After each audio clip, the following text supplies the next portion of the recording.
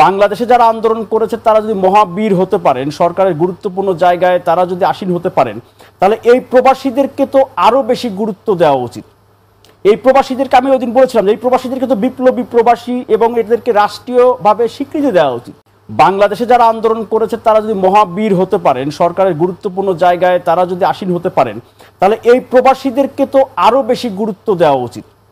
এই প্রবাসীদেরকে আমি ওই দিন বলেছিলাম যে এই প্রবাসীদেরকে তো বিপ্লবী প্রবাসী এবং এদেরকে রাষ্ট্রীয়ভাবে স্বীকৃতি দেওয়া উচিত। সংযুক্ত আরব আমিরাতের কথা যদি শুধু বলি, সংযুক্ত আরব আমিরাতে যেই প্রবাসীরা এই জুলাই মাসের 19 তারিখ 18 তারিখে যারা ওইখানে বাংলাদেশের ছাত্র জনতার আন্দোলনকে সমর্থন করে বিক্ষোভ করে জেলে গিয়েছিল, তাদের মধ্যে কয়েকজনের সাথে আমার কথা হয়েছে। তারা যখন দেশে আসছেন, অন্তর্বর্তীকালীন সরকারের প্রধান উপদেষ্টা ডক্টর মোহাম্মদ ইউনূস ওনার ব্যক্তিগত উদ্যোগে উনি সংযুক্ত আরব আমিরাত সরকার প্রধানের সাথে কথা বলে তাদেরকে সাধারণ ক্ষমায় নিয়ে আসতে পারছেন। 176 জনের মতো এখন পর্যন্ত আসছেন।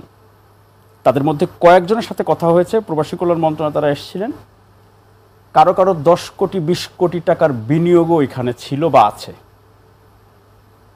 তারা এক কাপড়ে জেল থেকে তাদেরকে সরাসরি ব্ল্যাক লিস্ট করে পাঠিয়ে দিয়েছে বাংলাদেশে। তারা আর কখনো সংযুক্ত আরব আমিরাতে ঢুকতে পারবে না। তাদেরকে 50,000 টাকার একটি সহায়তা বা অনুদান দেওয়া হয়েছে মন্ত্রণালয়ে। আপনি চিন্তা করেন বাদশা ভাই, তারা কিন্তু জানে যে সংযুক্ত আরব আমিরাতে বিক্ষোভ করলে বা সৌদি আরবে বা রাজতন্ত্রের যে দেশগুলোতে বিক্ষোভ করলে এটা কত বড় শাস্তি। তারা জেনে বুঝে ওই সময় তখনকার সরকারের যেই জুলুম নির্যাতন তারাও তো সহ্য করেছেন, তাদের অনেকেই দেশ থেকে বাধ্য হয়েছেন প্রবাসে গিয়ে অবস্থান করতে। তারা কিন্তু ওইখানে বিক্ষোভ করে ইন্টারন্যাশনালি তারা এই জনমতটা কিন্তু তারা তৈরি করেছেন তখনকার সরকারের পতনের জন্য বা ছাত্র জনতার আন্দোলনের পক্ষে। এই প্রবাসীদের মধ্যে যে বললাম 186 জনের মতো যারা মুক্ত হয়ে দেশে এসেছেন, তাদের একটি তালিকা মন্ত্রণালয়ে আছে, সংযুক্ত আরব আমিরাতেরই শুধু। এখনও সংযুক্ত আরব আমিরাত, সৌদি আরব সহ বিভিন্ন দেশের কারাগারে, মানে সংখ্যা কত কেউ জানে না, কিন্তু কারাগারে তারা রয়েছে এই আন্দোলনের কারণে। এরপরে ওই সময় যেই দূতাবাসের কর্মকর্তারা, বিশেষ করে সংযুক্ত আরব আমিরাতের দুবাই কনসুলেটের কনসাল জেনারেল তখন যিনি ছিলেন BM জামাল হোসেন, এক প্রবাসীরা তার নাম ধরে, আসিফ নজরুল যিনি উপদেষ্টা, ওনার প্রোগ্রামে কিন্তু আপনার হট্টগোলও হয়েছিল, এটি দেখেছিলেন সেখানে। তার নাম ধরে বলেছে BM জামাল হোসেন তখন সংযুক্ত আরব আমিরাত সরকারকে, তাদের আইন শৃঙ্খলা বাহিনীকে বুঝিয়েছিল, প্রবাসীরা যেটা বলছেন, যে এই প্রবাসীরা বা এই বাংলাদেশিরা হচ্ছে তোমার দেশের সরকারের বিরুদ্ধেও আন্দোলন করছে, তুমি এদেরকে ধরো। এবং খুঁজে খুঁজে দূতাবাসের পক্ষ থেকে এই ধরনের অ্যানাউন্সমেন্ট দিয়ে কিন্তু তাদেরকে অনেককে ধরা হয়েছে তখন। এটি প্রবাসীরা বলেছেন, বা আমরা ওই সময়ে জানতাম যে তিনি এতটাই ভূমিকা রেখেছেন। প্রবাসীরা কিন্তু তার শাস্তির দাবি কেন বিচার করা হলো না, তাদের কথা হচ্ছে তাকে আরও প্রমোশন দিয়ে বা ভালো পদে অন্য জায়গায় তাকে পদায়ন করা হয়েছে, এই নিয়েই কিন্তু ওদিন হট্টগোলটা হয়।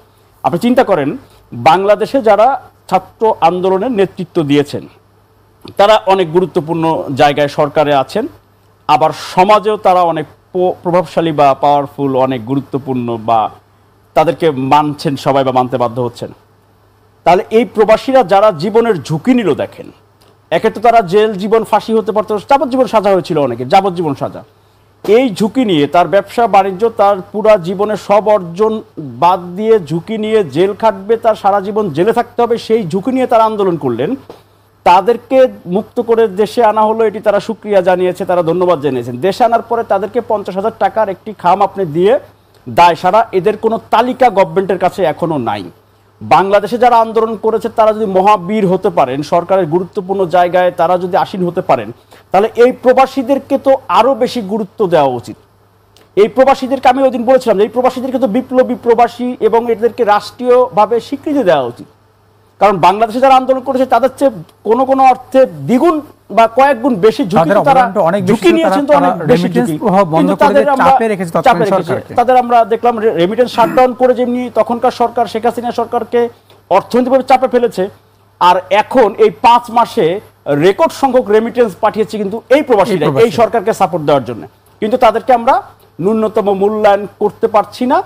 তাদেরকে আমরা এখন পর্যন্ত যারা কারাগারে আছে, কতজন আছে, কতটুকু তালিকা আছে, এবং দুঃখজনক হলেও সত্য, এই প্রবাসীদেরকে প্রবাসী কল্যাণ মন্ত্রণালয় থেকে তাদের সাথে আলোচনা করার সময় দিয়ে 7 জন বা 10 জনের প্রতিনিধিকে একটি ডেট বা তারিখ বা সময় দেওয়ার পরেও তাদের সাথে সময় আলোচনা হয়নি। একটু আগে একজন প্রবাসী কথা হচ্ছিল, তার সাথে ফোন করেছিলেন তিনি। এর চেয়ে বড় দুঃখজনক ঘটনা হতে পারে না।